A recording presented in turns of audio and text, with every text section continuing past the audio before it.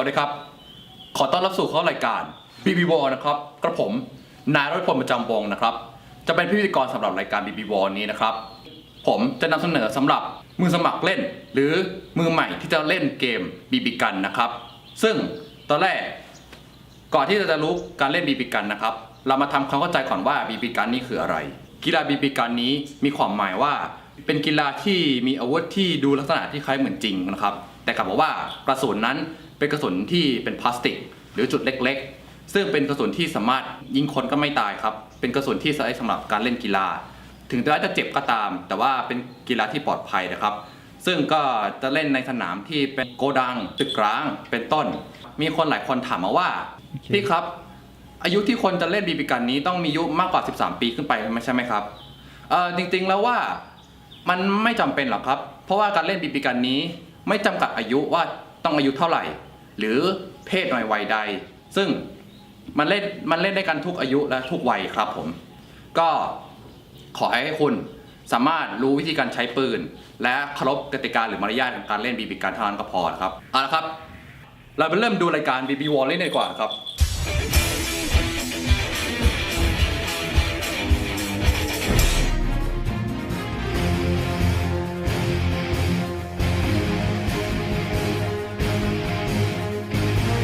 ผมอยากจะแนะนำไว้ว่าสำหรับผู้ที่เล่นมือใหม่นั้นการแต่งกายสำหรับเล่นบีบีกันนี้ควรเป็นยังไงนะครับเสื้อควรเป็นเสื้อแขนยาวนะครับเพื่อที่ได้ปกป้องจากกระสุนที่โดนยิงมากางเกงขายาวสำคัญนะครับหากคุณใส่ขาสั้นมามันก็สามารถอาจจะโดนขาคุณไปเกี่ยวหรือว่าสิ่งของอันตรายบาดคมก็ได้นะครับรองเท้าผ้าใบนะครับ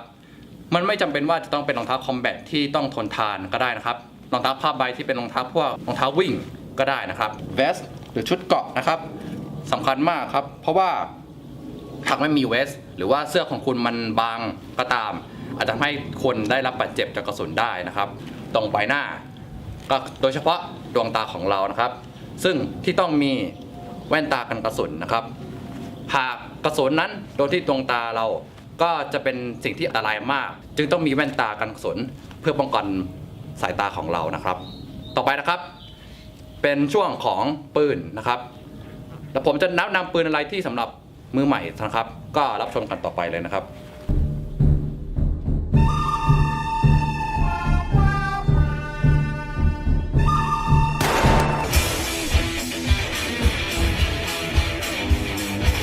ครับสำหรับอาวุธหรือปืนที่จะเล่นบีบีกันนั้นนะครับคนส่วนใหญ่มันก็ถามผมว่าพี่ครับปืนที่ผมจะซื้อเนี่ยเป็นแบบว่าปืนต้องเท่หรือเปล่าปืนต้องแรงกว่านี้ไหมปืนต้องแบบต้องรูปร่างที่ดีไหมผมอยากจะแนะนำว่ามันไม่จำเป็นหรอกนะครับไม่จำเป็นว่าปืนต้องแรงหรือว่าปืนต้องราคาสูงก็ตามขอให้เป็นปืนที่ธรรมดาราคามาตรฐานและความแรงมาตรฐานเท่านั้นจะดีกว่านะครับเอาละครับส่วนใหญ่แล้วคนที่เล่นบีบีกันนี้จะใช้ปืนอยู่3แบบนะครับคือปืนกลแบบที่1คือปืนกลใหญ่แบบที่2คือปืนกลเล็กและ3คือปืนพกปืนพกคือปืนที่เป็นไว้สำรองกรณีถ้าปืนกลกระสุนหมดนะครับโอเคครับสำหรับปืนกลใหญ่นะครับปืนที่ทุกคนมักจะใช้กันก็คือปืน M4 M1 เป็นปืนที่คนทั่วโลกส่วนใหญ่ใช้กันนะครับก็ปืน M4 M1 นี้ความแรงอยู่ราวๆประมาณ300 ถึง 400นะครับแล้วก็ราคาก็ตกอยู่ประมาณ 4,500 หรือ 5,000 นะครับแล้วแต่สถานที่เขาขายนะครับก็เป็นปืนที่ถือว่ายิงดีเป็นปืนที่มาตรฐานธรรมดาทุกคนมักจะใช้ซื้อกันบ่อยนะครับมันสามารถตกแต่งให้มันดูสวยงามและดูเท่ได้นะครับเอาละครับต่อมานะครับเป็นปืนกลเล็กนะครับเดี๋ยวเรียกภาษาอังกฤษว่าซับมาชินกันนะครับเป็นปืนกลเล็กที่สำหรับยิงในระยะประชิดนะครับหรือว่ายิงในระยะใกล้นะครับซึ่งก็จะมีปืน2แบบนะครับคืออันที่ผมถืออันขวานี่ก็คือปืน MP5K นะครับเป็นปืนที่ยิงระยะประชิดนะครับส่วนปืนกระบอกนี้ปืน MP7 นะครับ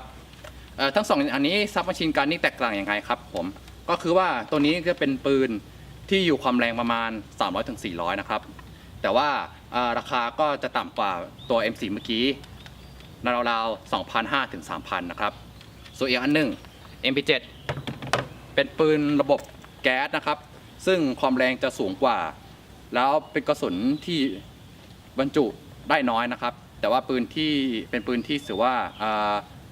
ยิงได้เสมือนจริงนะเพราะว่าเป็นปืนที่ใช้แก๊สนะครับก็ราคานี้อยู่ตกเราประมาณ 7,000 นะครับต่อมาครับเป็นปืนพกนะครับปืนพกนี่ก็เป็นถือเรียกได้ว่าเป็นปืนสำรองที่คนมักจะมีกันกรณีปืนกลของตัวเองนั้นกระสุนหมดนะครับผมแนะนำว่าเป็นปืนพกในรุ่นไหนก็ได้ครับอย่างปืนกล็อกในค่าย WE หรือปืนโค้ช M1911 นะครับซึ่ง2ปืนนี้ก็เป็นปืนแก๊สนะครับก็ราวๆอยู่ราคาตรงนี้อยู่ 3,000 อีกตรงนี้คือ 1,500 นะครับทั้งหมดนี้ก็แรงอยู่ประมาณ300นะครับซึ่งเป็นปืนที่ถือว่าสามารถเล่นกับผู้คนอื่นได้อย่างตามปกติครับช่วงสุดท้ายคือช่วงที่3นะครับก็คือกฎกติกามารยาทและข้อแนะนำในการเล่นบีบีกันนะครับ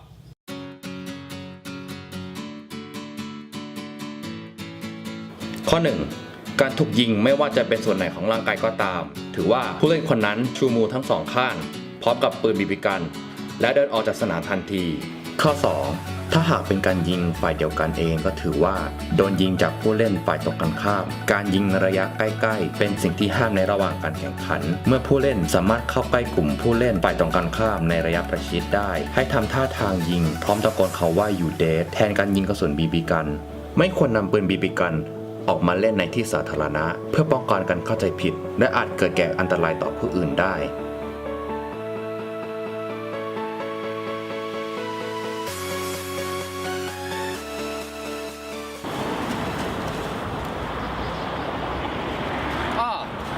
ครับหลายคนถามว่าพี่ครับ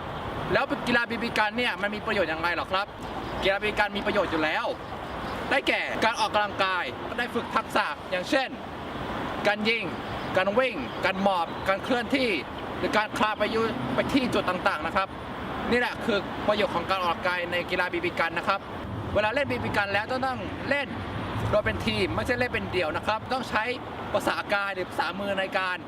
สื่อสารกับฝั่งตรงข้ามนะครับการใช้ภาษาทางกายในการสื่อสารกับประสานงานทีมจะเป็นวิธีที่เวิร์กที่สุดนะครับคุณต้องมีความอดทนความแข็งแกร่งความกล้าที่จะเผชิญหน้ากับในเกมที่คุณกำลังเล่นอยู่นี้นะครับและแน่นอนว่าเล่นเกมบีบีกันแล้วต้องมีความไหวพริบรวดเร็วว่องไวการฝึกแก้ไขสถานการณ์เฉพาะหน้าสมมตินะครับหากลูกทีมของคุณแพ้ไปหมดแล้วและเหลือคุณแค่คนเดียวฉะนั้นคุณต้องหาวิธีการแก้ปัญหาโดยต้องลุยเดี่ยวหรือบุกเดี่ยวนะครับซึ่งเป็นการแก้ปัญหาที่ดีเพราะว่าถ้าหากคุณเหลือแค่คนเดียวคุณก็ต้องเผชิญหน้ากับเกมไปต่อนะครับครับทั้งหมดของรายการ BB War ก็มีอยู่เท่านี้นะครับแล้วสรุปเลยนะครับการเล่น BB กันนี้มันไม่ได้เป็นกีฬาที่อันตรายมากนะครับเป็นกีฬาที่ออกกำลังกายได้เป็นกีฬาที่สามารถแบบสร้างมิตรภาพแล้วก็ได้ฝึกฝนทักษะในการยิงปืนหรือการเคลื่อนที่หรือในการฝึกการเป็นทหารนะครับและสุดท้ายนี้ผมต้องขอบคุณที่ถ่ายทำ Panda BB Gun Village นะครับกับผมนายร้อยพลประจำวงขอตัวก่อนนะครับสวัสดีครับ